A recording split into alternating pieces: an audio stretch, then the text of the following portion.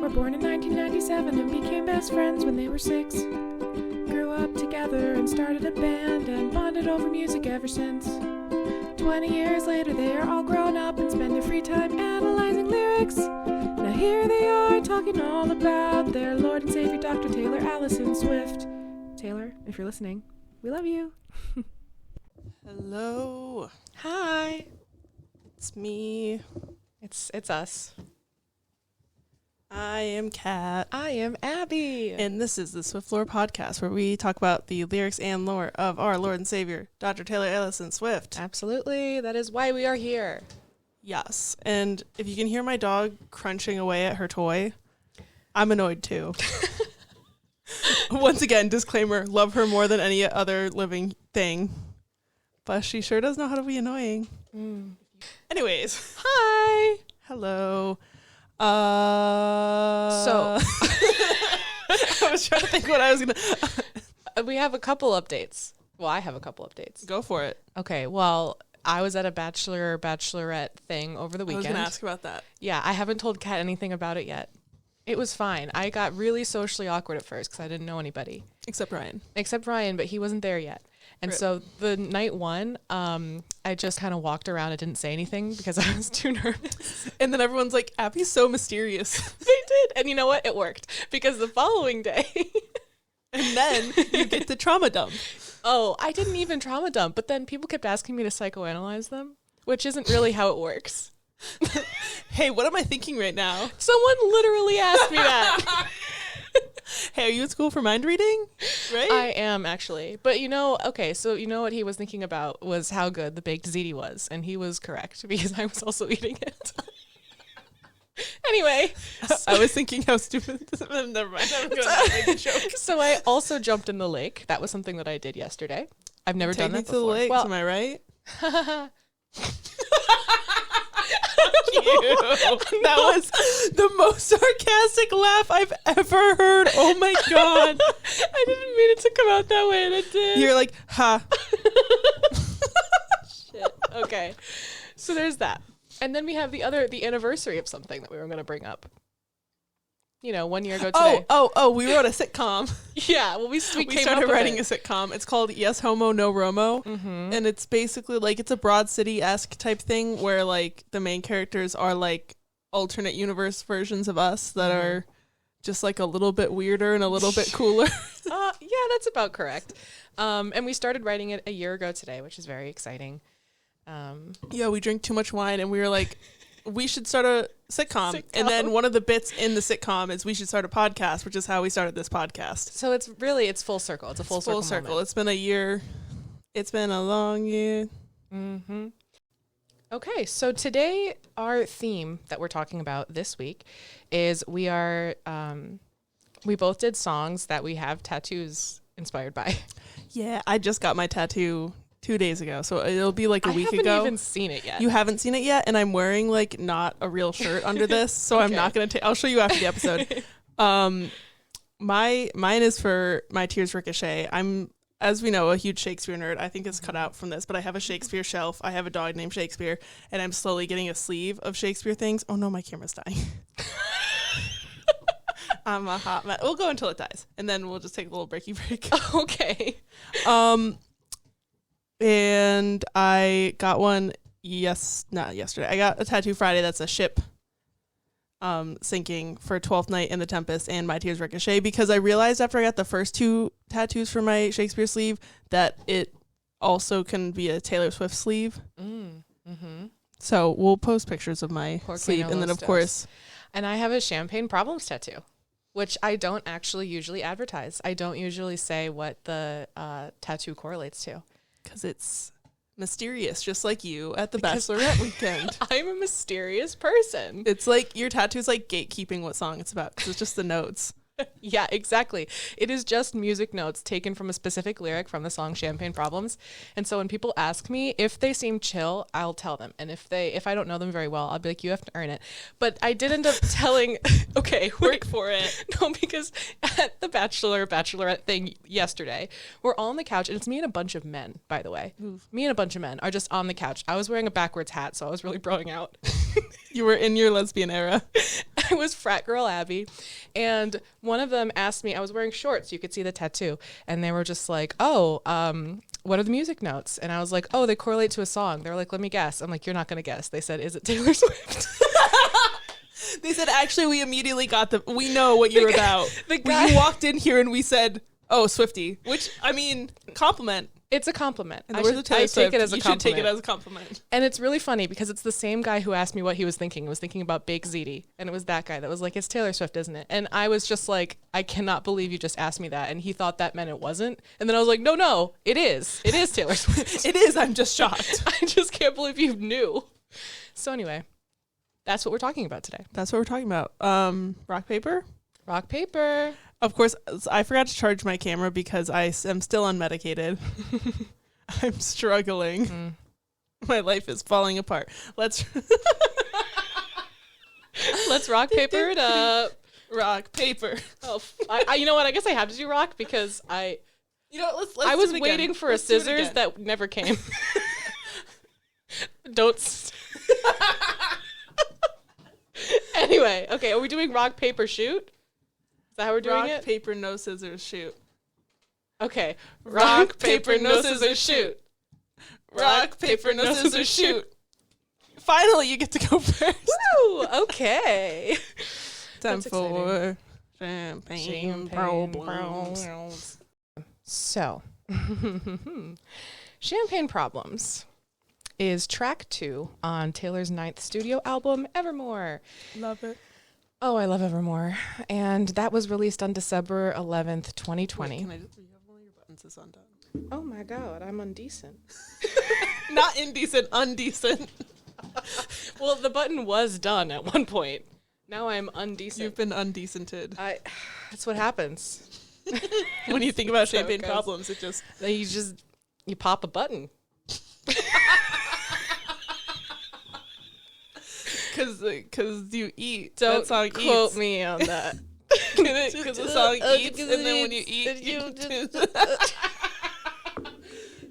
Anyway, you know what? I was going to drink, and I decided not to. I think we're going to laugh every time we drink. I thought about bringing champagne, and then I realized I'm broke. I can't afford it. You get like knockoff like Prosecco's. Like, it's true. I could have gotten the Champs or whatever it's called. The one that's it's like on the bottom shelf. It's gross, but it would be on theme.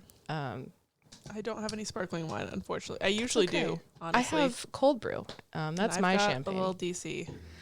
Incredible. Okay, so this song was written with Joe Alwyn. He was under the pseudonym William Bowery, and was also produced by Aaron Dessner. Stan. They were dating at the time, Taylor and Joe, not Taylor and Aaron Dessner. No, I think he's married with like several children. He has like that a energy. kind He man. seems like a girl dad.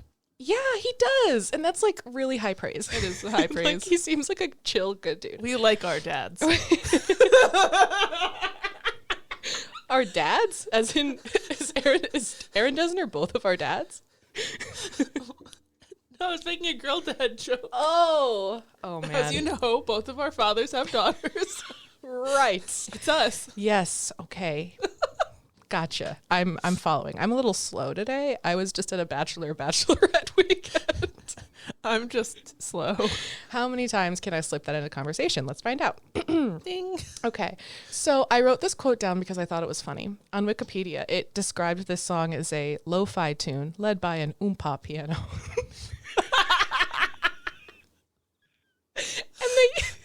Also, who would define Champagne Problems as lo-fi? A lo-fi tune with oompa piano. Oompa. And they said oompa like thrice in the article. I just want to point that out. It was fucking love the word thrice. Me too. I say it as often as I can. So yeah. They also mention it's a ballad, and I only mention that it's a ballad because it reminds me of that episode of Glee called Ballad, where they all sing ballads. And then I thought about if Glee were on today. There was an episode called Ballad. Rachel Berry would sing Champagne Problems. Oh, for sure. Also, that made me realize we didn't explain our song choices from the end of last week into our current. Oh, okay, you're right. You chose. Oh, I chose Don't Stop Believing. Oh, that's how you got there. The Gleecast version, because of the Midnight Train. And I chose Crying because of Tears. Yeah, it was a Yes. real big brain moment there. It was a real big Both brain of us moment. went big brain for it. Okay. And it got critical acclaim for its portrayal of heartbreak and mental health. You know, Fucked in the head. Just like me for real. just like me for real. And she performed it on the Eras tour. She actually said, hold on, the quote came later. She was really, really excited to perform it live, and she was like, I'm so excited to perform the bridge, especially because I was really looking forward to singing it live and hearing everyone scream back at me, which is great, because that wasn't the quote at all, by the way. I wrote down the quote and I butchered it, but that's the spirit of it. That's the vibe. And we screamed for 3.5 minutes. Yeah, we did. We set a record. We did. And I have like on my like little audio recording, I just, every time I listen to the concert, I just fast forward because it just keeps going. Yeah. I know the first episode I inserted clips from the show. That took too much work. So I'm not doing that again, but you can just believe that it was 3.5 minutes of screaming. You don't want to Give it hear a goog. 3.5. Give it a goog. Give it a goog. Oh, my Lanta. Okay, so speaking of the bridge, I wanted to also mention that I have never said the F word on the internet. Okay, I will do it one time. I'm going to go by PG-13 rules. Fuck. And I'm waiting. Okay, so I'm PG-13. I'm going to say not. it. I have never been PG-13 since age 13. Please. When I was a kid, I'd swear, and then my parents would be like, "Don't fucking swear." That's the household I grew up. I speak like a cartoon child, as we've established, and I will say Victorian it ghost once, child. and I'm going to choose the right time to say it. I just thought that would be fun to have a little rule, because I love rules. Anyway, okay. Anyways. There's another quote about what she said about writing it with her boyfriend. She said, "I say it was a surprise that we started writing together, but in a way it wasn't, because we've always bonded over music and had the same musical tastes. And he's always the person who's showing me songs by artists, and then they become my favorite songs or whatever. Joe and I really love sad songs. We've always bonded over music, so we write the saddest ones. We just really love sad songs. What can I say?" And honestly, me too. That's real. It's real. I love a good sad song. I am that person. I only like a sad song if I'm already sad. If I'm not sad and I listen to a sad song, I'm like, why did I do this? Now I'm sad. Right. I'm happy so rarely. Why would I do this to myself? See, that's my secret, Cap. I'm always sad, so I can just listen to sad music It's like whenever. the Hulk, but Yeah. it's just like you crying in a corner. That's me, and I'm always listening to sad music, and I love it. So now the camera angle has changed because I have ADHD and I'm unmedicated and I forgot to charge my camera this week. It's fine. Like the words of many people on the internet, it'd be like that. It'd be like that sometimes. Okay, so this song addresses a former lover from the second person perspective, and it's entirely centered on someone else's heartbreak, which is different from a lot of Taylor's songs. So that one sets this apart a little bit from a lot of the other breakup songs that she does. It's also not based on her life. It is part of the lore, folklore, evermore, writing from different perspectives kind of We thing. love a lore, We do. obviously. And I love that she started doing that, Me too. because she's an amazing storyteller, and she's got so many stories to tell. She's got stories for days. She got so many things going on in that brain. For sure. So one of the critics compared this song to Love Story, which is cruel, because one is about accepting a proposal and one is about rejecting it. Ouchie. Uh-huh. I was like, you really didn't have to say that, but you did that. So someone wrote that she's a storyteller who doesn't always tell all, and I really like that. And I'll talk more about why I picked that quote out when I get to the lyric breakdown. And then someone else wrote that there was so much empathy in the song that neither character is the bad guy, which I also appreciate. Another fun fact, there's a French luxury hotel called Royal Champagne Hotel and Spa that offers a package called a Champagne Solution, and it includes a bottle of Dom Perignon. That's fair. I wonder like what Dom Perignon tastes like because I'll never find out. I don't have that kind of money. I have none. I've got none money. got- I drink my Dunkin'. I've got no money. I've got no money, but I deserve a little treat.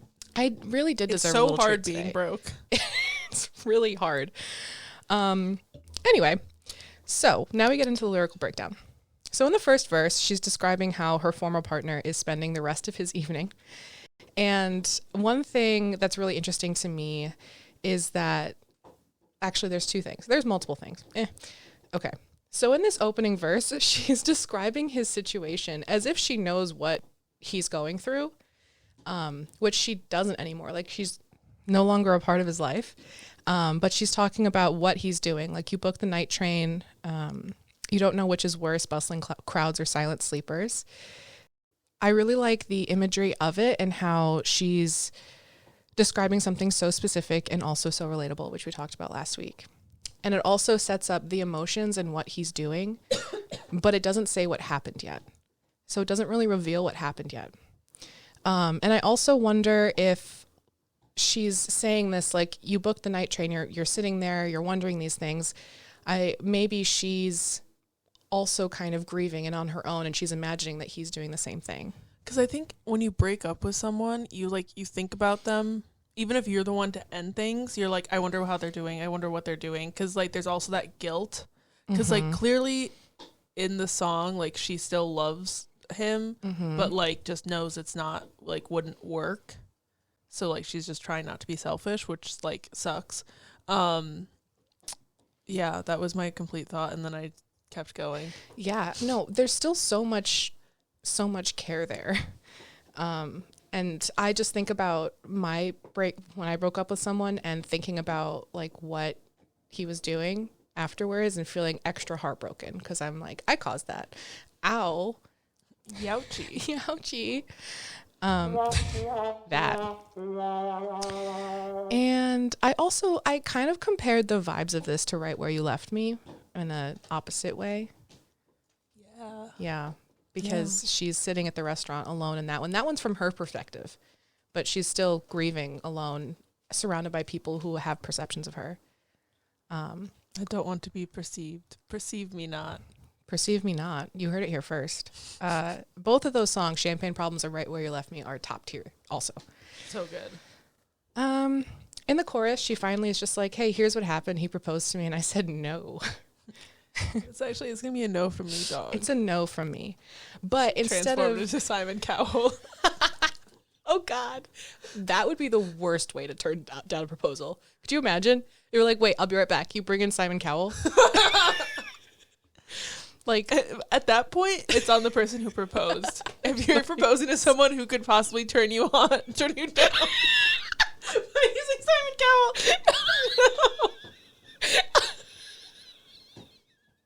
I've made a terrible error. Oh man. Whew, okay. So anyway, champagne problems. So the other thing is that she tells us that she turned down the proposal through indirect little details. Like, she dropped his hand, she left him standing there, he had his mom's ring in his pocket. So she's saying it, but she's also not saying it. Like, she can't even think about what she did and say it directly because it still hurts so much.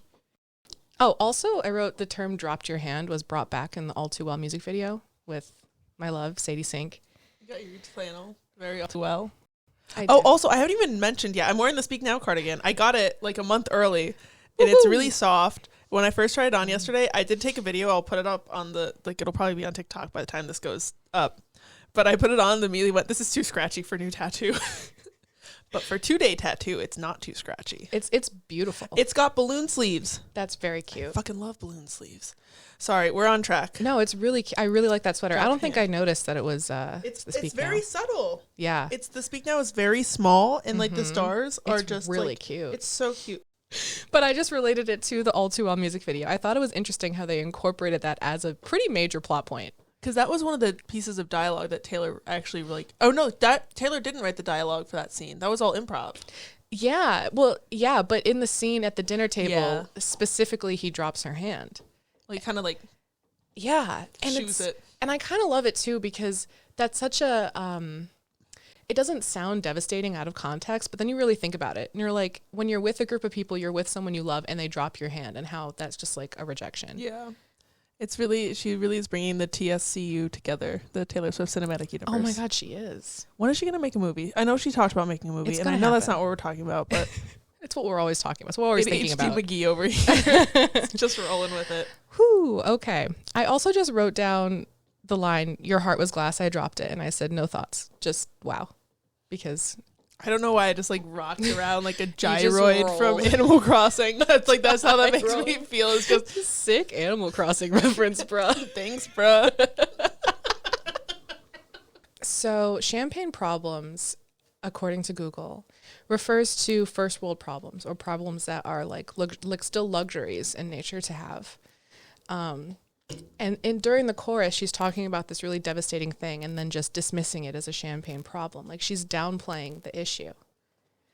And I also wrote, and I talk more about this later in the song, but I think it's also kind of a disguise of how big this is for her because she focuses so much on his perspective and his feelings, and she doesn't even talk about her own. She just represses them, and she's like, yeah, but he's hurting so much.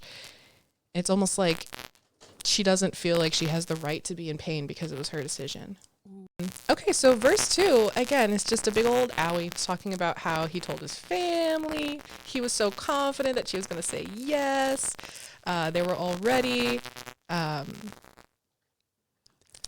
because like before you propose to someone, like you pretty much tell like everybody, Yeah. and then But it didn't work out. And I just think about, was the proposal in front of everyone or did he take her well, I mean on the landing? Dropped her hand while dancing. This is total my own like headcanon thing. I connect like Champagne Problems and Cowboy Like Me as being the same party, because you know how Cowboy Like Me, like there's a party happening under the big tent. In my little squirrel brain, I feel like the party from Champagne Problems where he proposes and where she says no and they drops hands while dancing is the same party. So I think of it as happening at this like big tent, this big event, and it's like he proposes and then she's just like, no thanks. Interesting. I just made that up, but I like it. Okay. I mean, not just. I made this up several months/years ago. I like it. I like the connection. My headcanon is that they were dancing at this party, and then she dropped his hand because she was like, oh, no, I think he's going to propose. And she went to the landing, and he followed her to the landing and then proposed, and then she said no. And then that's even worse because, like, if you're walking up a staircase, everybody can see you, and then it's even more... And then it also makes you think, though, like, clearly, to me, before you propose to someone, like, you should be checking in with them, like, hey, marriage? Thoughts? Yep. Like, that's usually... what people do is like check if they want to get married. Like most couples nowadays talk about it extensively. So I think it also is telling of him that he clearly didn't like vibe check before the proposal. That's true, but she describes him as pretty much faultless in this song. Well, yeah, but that's not always like that. When you think that you hurt someone, you want to look past their flaws. You know, it's like, especially in that directly aftermath when you're like, this is my fault. Yeah. Then like later on, you start being like, well, he didn't check if I wanted to get married. And now everybody's saying that I'm fucked in the head. So like, is it all on me? She'll figure it out. Exactly. She'll get there. We hope. She'll get there. Post Champagne Problems. So then she switches to saying your hometown skeptics called it Champagne Problems. So now she's saying that like that term didn't come from her. People were calling it Champagne Problems, and she just kind of latched onto it, and she's like, it's a champagne, like she's dismissing it. She's really just like. Remember last week how you were saying that like a lot of times people dismiss like heartbreak as like because it's temporary, like it's not as like valid as other types of pain. I feel like it's that same thing of just like they're like, oh, you'll get married eventually, probably, like clearly he wasn't the one, so like what are you so upset about? You're the one who said no. And it's like this still hurts. Yeah, it's awful. It's horrible. Yeah. This song, it just hurts so much. Then she says, you had a speech, you're speechless. Like he had something that he had to say and he didn't even get to say it. And she couldn't even give him a reason. And like, so valid of her to say no. It's valid of anyone to say no to a proposal if it doesn't feel right. Disclaimer. But also imagining proposing to someone and them saying no and they can't even give you a reason. I hate public proposals. I'm gonna be real. And like, this is one of the reasons. Cause like, imagine you propose in front of a bunch of people and then they say no. And then they're on the spot and you're on the spot and you're like, why no? And it's like, the other thing is that could she not give a reason because she didn't really know, or because she didn't want to be like, oh, it's because we're not compatible for the long term. Like, you know, it's already like, this is already embarrassing for both of us. I'm not going to be like, well, here's our dirty laundry. Like, Yeah. clearly there's communication problems. Yeah. But communication problems didn't have the same ring to it. It's true. So now we have the bridge. The bridge, Patrick, the bridge. The bridge. Where's the... No, wait. Oh, what the heck? That wasn't it. No, where is it? Okay, I think it's this one. Nope. The bridge of champagne problems. We got it. We'll need to hit every button first, except this one. I want to see what it does.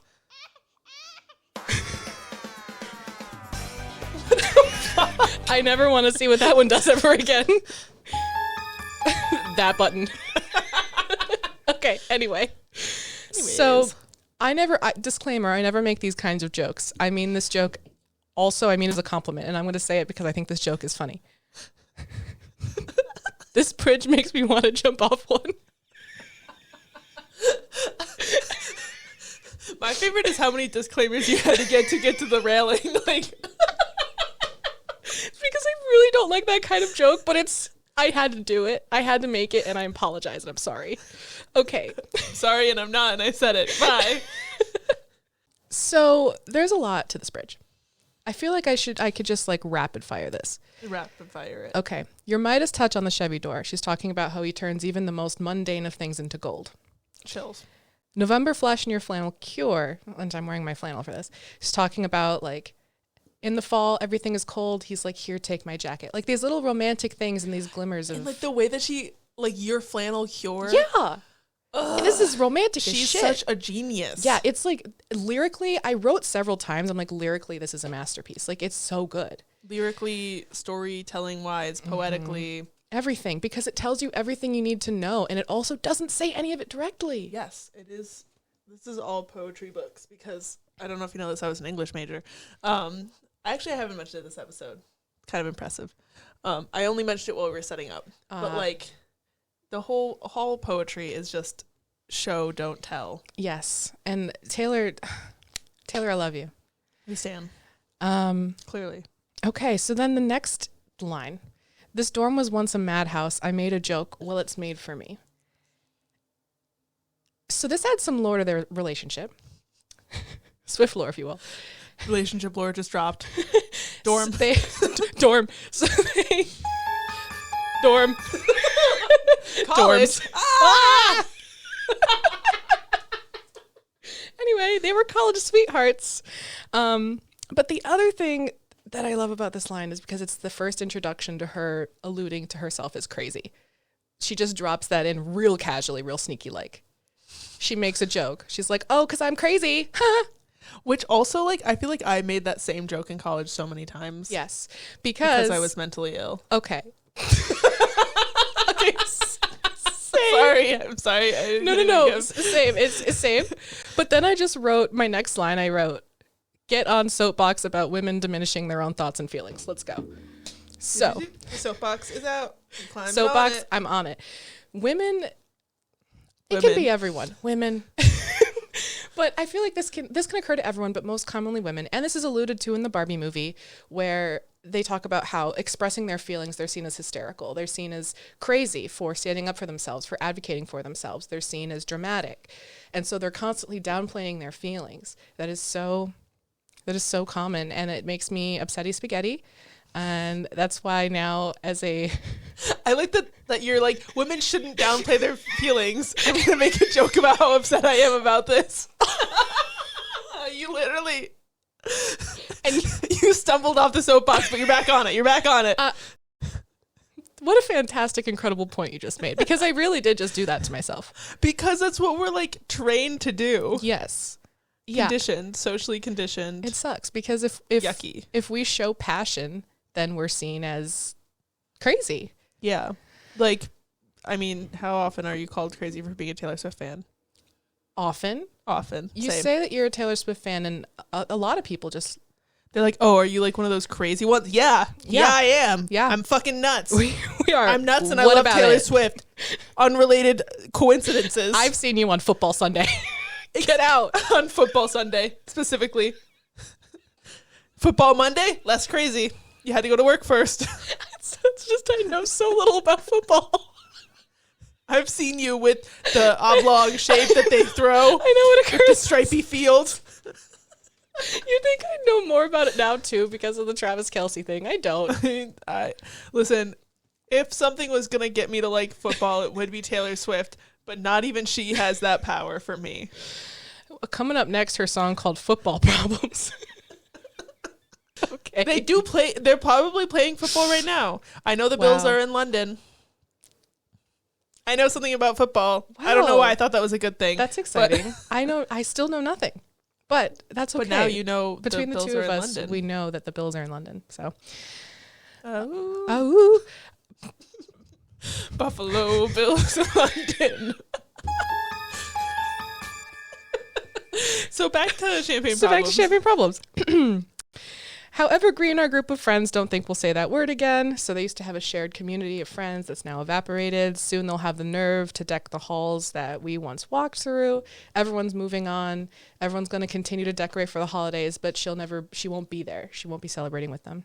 I also think that like when I first listened to the song and heard that like deck the halls that we once walked through, it's also like when you graduate college and then like you realize that all the traditions and stuff that people did, like they're still doing it, just you're not anymore. Mm-hmm. And it's like growing up, but then also like with the worst condition of like also everybody that you were friends with in college, you're not anymore. Yeah, which is sad. Bummerino. Bummerino. I also skipped over the note about how evergreen our group of friends don't think we'll say that word again. And how do you think the word that they'll never say again is friends or our? Oh, That could have been a discussion question, but but we're discussing it now. yeah. We'll put it in the show questions, maybe. I think like, I don't know. I have always thought it was group, but I think that in Oh. retrospect, that's wrong. I think it's our, because it's I like, think it's our. because it is a group of friends, but it's no longer both, because one of them is always going to be the odd man out now, especially because like this level of breakup, like you're not going to be able to just like have a in-group breakup where like you both get to stay in the friend group. Like even if they both stay in the friend group, there's separate group chats. They can't come to the same hangouts. Yeah, this is not like the show Friends where Ross and Rachel went through that whole thing and they still managed to all be friends. It's not like that. I believe you. I haven't watched Friends. Oh. I can't do cringe. That's fine. It's not that cringy, but you still wouldn't like it. That's valid. It's just straight people shit, right? Are the Friends fans gonna kill me? I don't know. I can't speak for them. I speak for the trees. I am the Lorax. I am the Lorax. I need to be medicated. Oh my god, I'm almost Anyway, done. sorry. This Sorry, bridge. There's just so much to say about this bridge. It's There's one so of my. much to tangent about. There's also that. Okay, 1 for the money, 2 for the show. I never was ready, so I watch you go, which is a play on children's nursery rhyme from the 1800s. 1 for the money, 2 for the show, 3 to make ready, and 4 to go.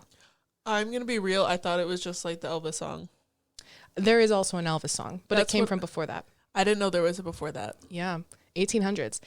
And It's a long so time. she took that and she did a play on words of it. And I also wrote down that like she's counting down to the proposal because she knows it's going to happen. And then it's happening and she's like, I'm not ready. And then she watches him go. Oh, ouchie! Ouchie. Once again, That hurt. that hurted. That shit hurted. And then And now you get to say fuck. yeah, it's coming. It's happening. Sometimes you just don't know the answer until someone's on their knees and asks you. And then I wrote the line in all capital letters, but I'm not going to scream it. Okay. But I wrote, she would have made such a lovely bride. What a shame she's fucked in the head, they said. Ugh. Get out. Ah! That was a really deep scream. that came from like the depths. It did. Wow. you get it. I could explain it, but you get it. The And girls that get it, get it. And the I don't- girls that girln't. Oh, and also I've dealt with a lot of mental health issues and in my past, and now I'm studying to be a therapist, so I hear all kinds of things all the time. And so mental health is something really near and dear to my heart. And it's kind of dark humor, and anytime I'm having a bad time, I'm having a depressive moment, I'm always like, what a shame. What a shame. And it helps. It really helps, you guys. If you or someone you love is mentally ill, get a reoccurring bit. It will really help. It does. I will say that this, again, comes from other people's point of view. So they're saying, what a shame she's effed in the head. I already had my PG-13 moment. And PG-16. I don't know. PG-16, that's not a thing, but it is now. I'd say, therefore, I am. Yes. And also I'm wondering whether she heard them say that, or if she's just assuming they're going to say that about her, because once again she passes off herself as crazy a lot. I wonder too, because I think that it's partially like her saying it, but then the they said makes it, and in the lyrics I think it is in actual quotes, right? So obviously I've looked up the lyrics to the song before, just casually pre-pod, Super cash. So I think it is like a quote of her like overhearing or like getting the gossip from someone, because I wonder if it's like, because the friend group, if it's like one of the people she still talks to, that they're just like, yeah, everybody's saying like you would have made a lovely bride but you're fucked in the head. That would be so painful. But like I would want to know if someone was saying that shit about me so that I could That's fight true. through. I would want to know so that I could cry about it and then call my therapist. The Aries response versus the Cancer Cancer. response. Yep, pretty much. Star signs don't disturb and shit. What the fuck was that? What was that? What was that? What is it? Proof. And then she ends the song by saying, like, assuring him that he's going to find someone that won't do all the things that she just did to him. She goes through the chorus again. She's not going to drop your hand. She's not going to leave you out there. You're going to have her picture in your wallet. You're going to propose and you're going to be happily ever after, and you're going to forget all about me. I'm going to start crying. It hurts. It hurts because it's so real also that like when you leave a relationship that you know isn't right, but you're like, I am the one who wasn't ready for all the things that you were ready for. It makes me think of Andrew Garfield and Emma Stone. How they broke up because he was like, I want to settle down, and she didn't, and now she's like married with a kid, and he's honestly, I'm still not over that. I don't know them personally. I don't know them personally, but he has such kind eyes. Oh my gosh, I would die for you, Andrew Garfield. Did you know I have a cat that I live with named Andrew Garfield? Now you know. Because obviously Andrew Garfield is going to listen to this podcast. He's a Swiftie. He's a Swiftie. I mean, I hope he's a Swiftie. I think he has the potential. He does. I mean, he's friends with Tom Holland, who's friends with Zendaya. I'm like dating, who's friends with Taylor Swift. So it's there. He definitely bops. You know, to it they sometimes. listen to Taylor Swift on the set of Spider-Man: No Way Home. It's happened. Well, also Emma Stone is good friends with Taylor. I forgot about it too. It's okay. We both went on that journey together. Okay, I have one discussion question for you. Okay. Are you gonna ask me that? What if I said yes? What if I said yes? Just don't do it for the bit. Will you marry me? Oh my god! It's gonna be a no from me. Oh, that was the worst British accent I've ever done. I can't believe you ruined my proposal with your British accent. It's not that you rejected me. It's not that I reject you with the Simon Cowell impression. For people who are only listening, I would like to point out I'm wearing a red flannel and I had a fake engagement ring in my pocket of the flannel. If it was real, I would have said yes. Maybe that's what he did wrong.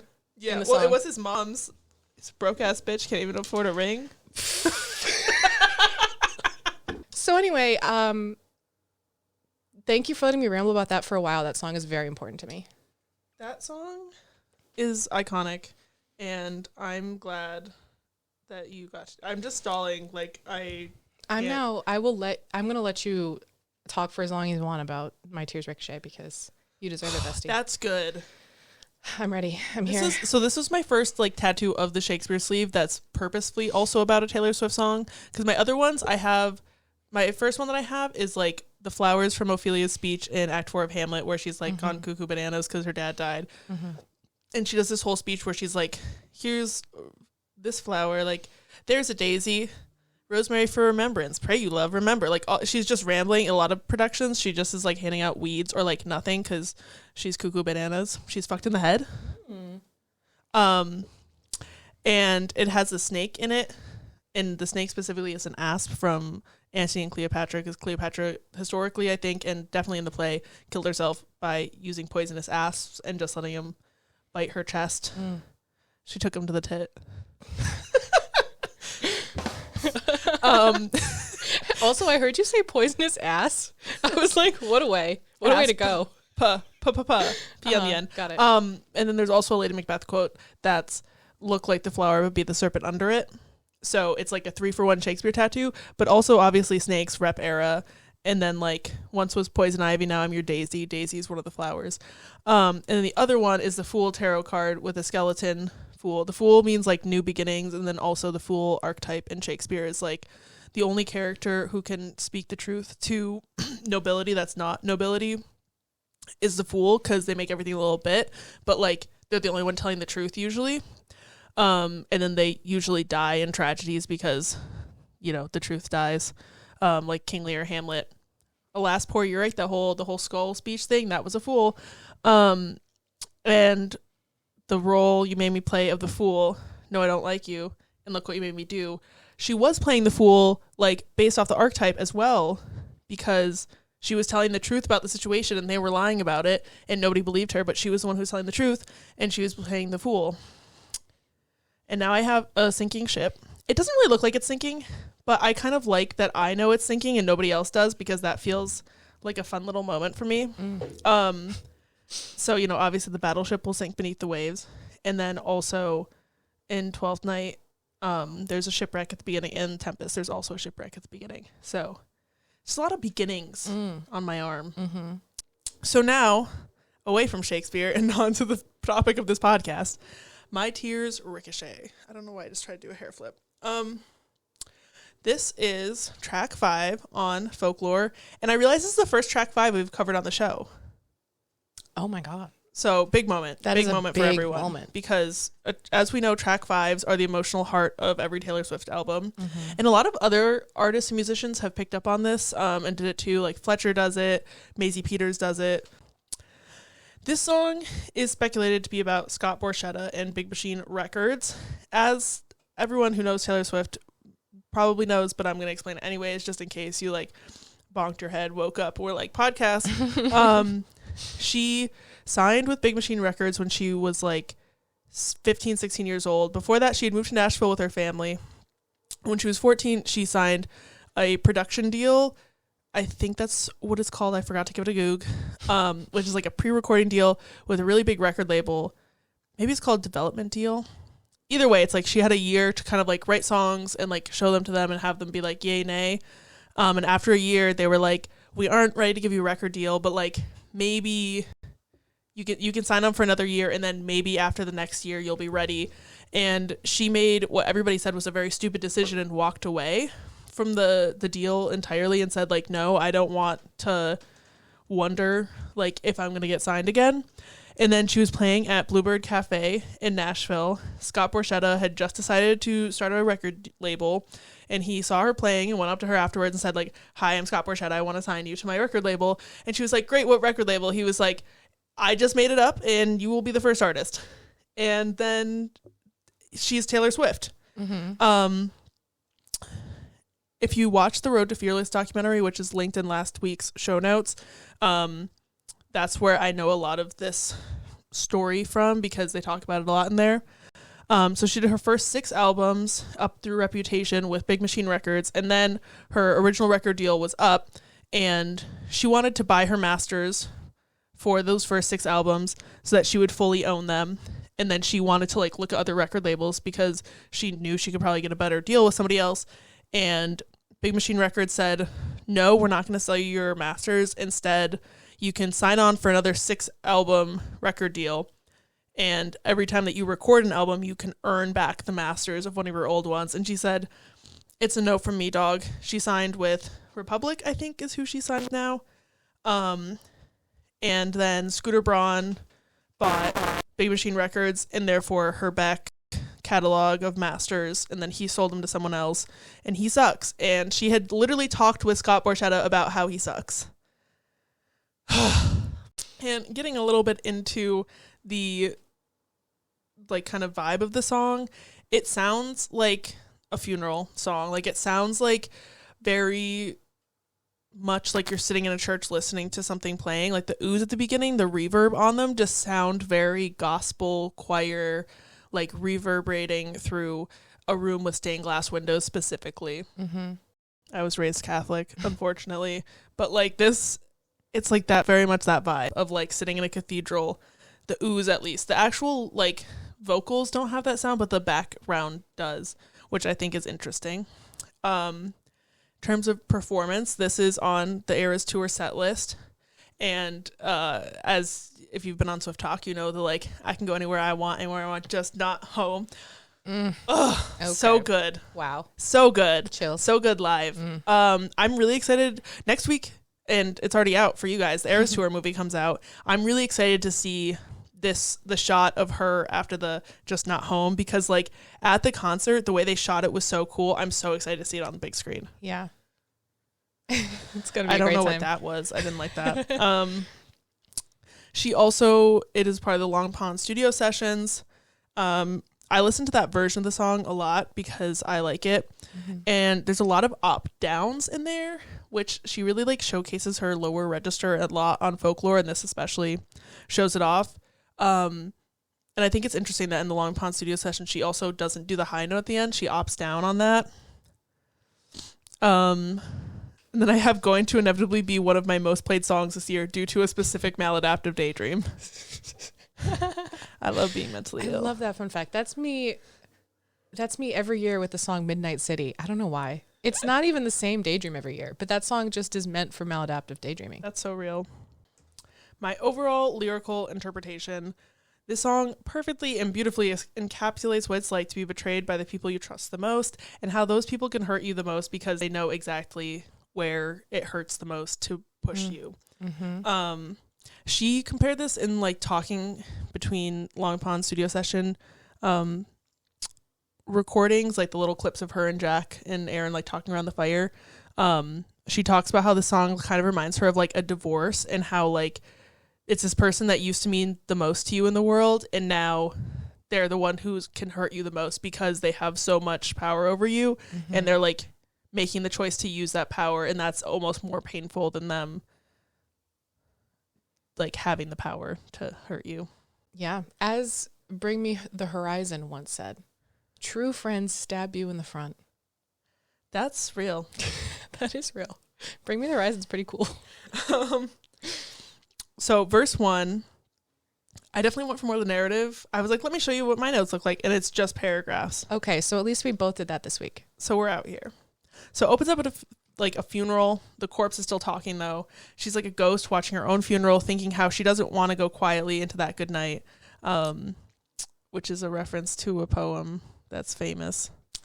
It really is. It's famous. You know it. We all know. Why would I say the name? You know the name. It's common knowledge. Guy. She's asking this mourners if they think she deserves this, but they can't hear her. She's not saying that she's perfect by any means, but she is saying that she doesn't deserve the way she was treated. And parentheses, spoiler for the final chorus, killed. Chorus. So in the chorus, every chorus has like one line changed every time. In the final chorus, there's a few more changed, but you know what I mean. Imagine if someone just listened to the first part of the song, paused, listened to this podcast, and you were like, she dies at the end. They're like, aw. You spoiled it. I mean, if you start with a funeral, just like my book, you start at a funeral, they're dead. They're dead. All right, carry on. I wrote a book. Chorus. We never mentioned that both of us write. Oh, yeah. We've never mentioned that. We haven't mentioned that. Yeah. But can't you tell by our genius vibes? Mm-hmm. So every chorus has one line changed. The first chorus, it's "and you're the heroes flying around saving face." I said this is probably calling out like the PR strategy, minimizing the extreme personal betrayal that this business deal caused. I believe she found out about the sale of her masters from a press release, or just from the press in general, which is like after having this relationship for over a decade, she made him so much money, made him so successful, put Big Machine Records on the map, and she finds out that this business deal, not only was she not going to be able to buy her masters, but he sold them to someone that they have talked openly about disliking before, is like peak betrayal. And she knows she should just go with Grace, but she doesn't have it in herself because she knows that's what they want her to do. They want her to like sit down and take it and not fight back, but she's going to, because she's going to do the re-recording. She's going to take back the power after all of these betrayals. And they're simultaneously cursing her and wishing that they took her shitty deal. Or they're cursing her and wishing that she took their shitty deal. I wrote it down wrong in my notes. And then also, so her tears ricochet. So they're still falling, but then they bounce back just like she does. She rises up from the dead. She does it all the time. Yes. Phoenix once again. Exactly. She's getting tired though. She's so tired. Also, ricochet is used usually with like bullets bouncing around and bouncing back and causing damage that's like unintentional. So I think that part of this is also like that idea of like my tears ricochet. Like I don't really care what else like gets impacted by me doing this. Like I don't care if I'm devaluing like someone's stupid investment. I don't care if like other people are upset by this. Like my tears are gonna fall, but they're gonna ricochet. They're gonna like go where they go. Like I'm gonna do my thing. It could also mean like shrapnel, like she has been demolished and the tears are just like ricocheting. Yeah, like shrapnel. So verse 2, when their professional relationship started, they didn't know where it would go. She was young, naive, and he was brand new to having a record label. So they didn't know what kind of stories they were going to be collecting, the kind that would sink them or the kind that would turn out to be gems that would make the investment worth it. Obviously, we know it would make the investment worth it, but at that point, they didn't know if they were like if they were rocks or if they were diamonds. And also, this verse talks a lot about that's not a diamond. I gestured to the ring from the proposal that Kat turned down. Carry on. It's plastic. I'm better than that. No, you're worth queen. So she didn't want things to turn out this way, but she didn't have a choice. They took her jewels, her first 6 albums, some of the most iconic music of all time, and they didn't even have the respect to tell her about this sale before time, ahead of time. I can talk. We got there eventually. It's the climb. It's a climb. Okay. So they buried her and used the money from her hard work and emotional labor, the stories of her life, to turn a profit and get the business connections and money that she gave them. Without Taylor, Big Machine would have been nothing. Like it wouldn't be like nobody would know who Big Machine's Records was if it wasn't for Taylor Swift. If it wasn't for her when her first album came out, going around to radio stations and hand baking cookies to like literally bribe DJs to like put her music on air, and then it became like she's a marketing genius. Like so the second chorus, the change line is, when I'd fight, you used to tell me I was brave. It's because she is so used to like being controversial in the media and fighting back, and it would always get her so much press. In a lot of it was, you know, negative backlash and like, oh, Taylor Swift's a slut. Taylor Swift's like playing the victim again, you know, like the Reputation tour intro where it's just like all the things that are being said about her. And it makes me wonder if they pushed her to be controversial sometimes when she was like on the edge of things. And if they were upset when she disappeared before Reputation came out, because like just nobody saw her for like 3 years. So like it makes me wonder if they kind of were like, oh, you should like be controversial, like make more news, like all press is good press. Thoughts? Yeah. No, that head empty. No, that's a really great point. And it also, those crickets go on for a long time. They keep going. Yeah. They really want to make things awkward. It also ties into, again, what the theme of women's feelings being downplayed, but at the same time, they're entertaining. Yeah. There's no winning. There's no winning. And now for the bridge. Oh boy. Oh boy. So, the bridge. Devastating, perfectly encapsulates, once again, I feel like when someone you love so much and trust so much betrays you, you want to go back to them. You just want to go home to them. But you know that if you go back to that house, you'll just find a burned out carcass. It'll never hold the same warmth and love that it once held. You can never go home.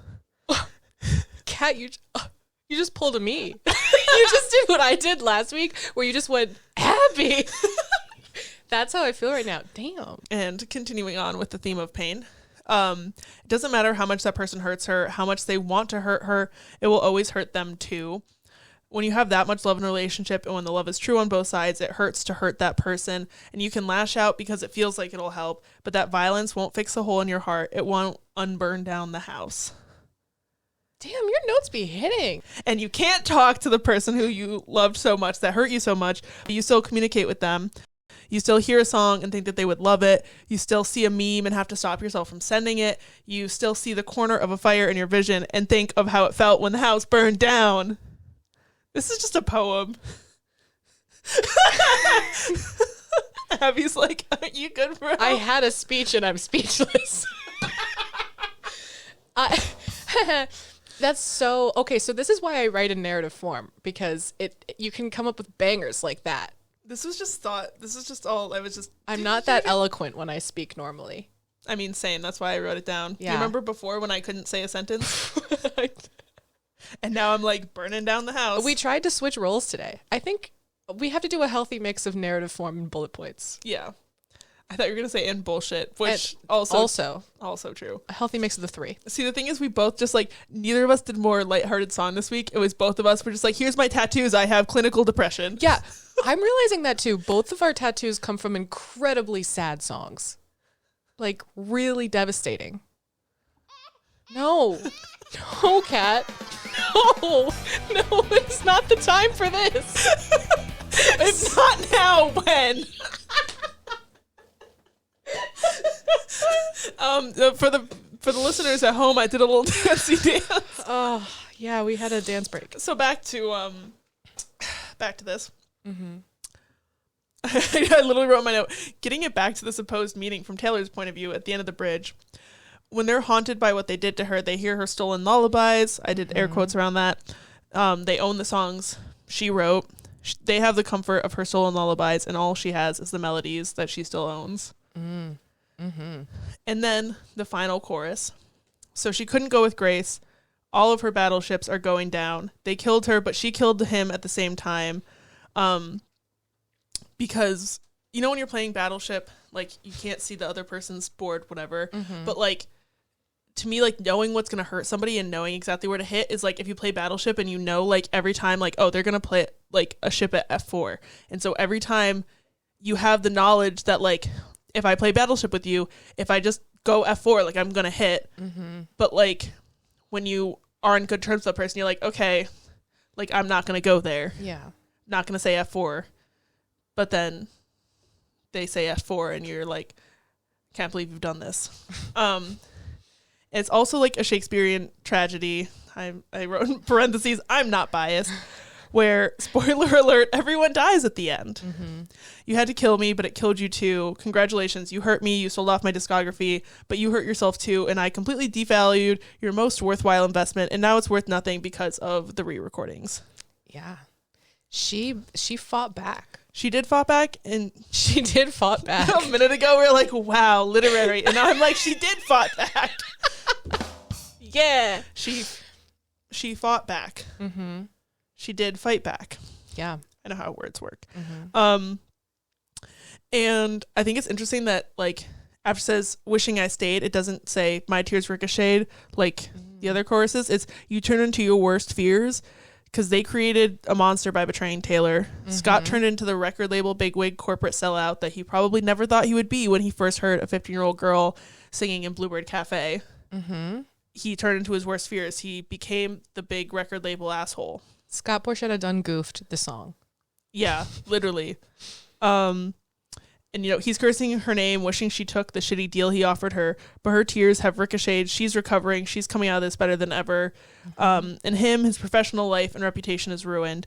Taylor made sure she didn't go with Grace, and she ended him. No one is walking away unscarred. The tragedy in the final scene has hit. Bodies on the floor. Wow.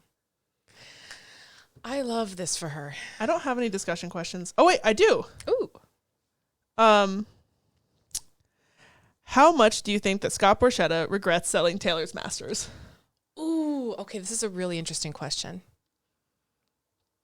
Because also for people who don't understand, like, the relevance of masters is that, like, it's like the recording of the song, but also in order, the way that people make the most money off of a back catalog of songs, because, like, obviously the initial, like, buying albums and streams have kind of, like, gone down a little bit, is by putting it in TV shows and movies and ads and all that stuff. But in order to put something, like a song, into a TV show, ad, movie, etc., you have to have the permission of the person who owns the masters, and then also the songwriters. And Taylor Swift is a credited songwriter on every single one of her songs ever released. So realistically, they can't do, like, the main thing that you would make money off of a back catalog with. Just for some reference of another reason, like, they're still making money off of streams, which is why you shouldn't stream the stolen versions, or, like, buy the originals secondhand for any, like, physical copies. But I think he really regrets it, because he's losing other business now too. Like, other people are dropping. Yeah, because the thing is, Scott Borchetta sold Big Machine, and then Scooter Braun got it, and then Scooter sold it to someone. And I think part of the deal when he sold it was that they aren't allowed to sell them back to Taylor. So, yeah, he must regret it. He's gotta do not scorn her. Don't hurt our queen, our god. You can't. Don't do it. You will lose. Question 2. What do you think of this as a track 5? Because most of her track 5s are about, like, romantic love breakups. This is one of only 3 that I kind of looked at the list and, like, aren't 100% about romantic love. The other ones are The Archer and You're on Your Own, Kid. So these are fantastic discussion questions. Thank you. I would like to say. I forgot I wrote them. I think it's a very interesting track 5, because when you said that, I was like, oh, I guess it is, but it doesn't strike me as that. But at the same time, it's about such a pivotal point in her career. It's such a betrayal. It is such a powerful, horrible thing that happened to her. And so it's deserving of a track 5. And I also think this question made me think, even though I wrote it, but, like, folklore is about, you know, other people's stories and stuff. And obviously this is her story, but it's also, like, something that's been covered so much in the media and, like, mythologized. So, like, to a certain degree, it is, like, turning into folklore. She also takes a step back and does it from her own perspective. When the song is mainly about other stories, like, she's starting to share these hypothetical situations, and then she takes a little breaky break. And she's like, this is what happened to me. I'm going to focus on myself for this track 5. She's like, and back to the most important person in the world, Taylor Swift. Our hint songs for next week. I'm trying to think of a good one. I feel like mine, the hint song is just because it makes me want to bop the same way that my song for next week does. And that is Red Wine Supernova by Chappelle Roan. Banger. So I'm doing a banger next week. Depression gone. Banger's back. My hint is a song "God Is a Woman" by Ariana Grande. Banger. It really relates not at all, but I'll tell you why I kind of made the connection next week. So stay tuned for next week when we do things. Thank you for joining us for this especially devastating episode of Swift Lore. And we end it with a crispy high five. Should we do the crispy high five, like, in front of a mic?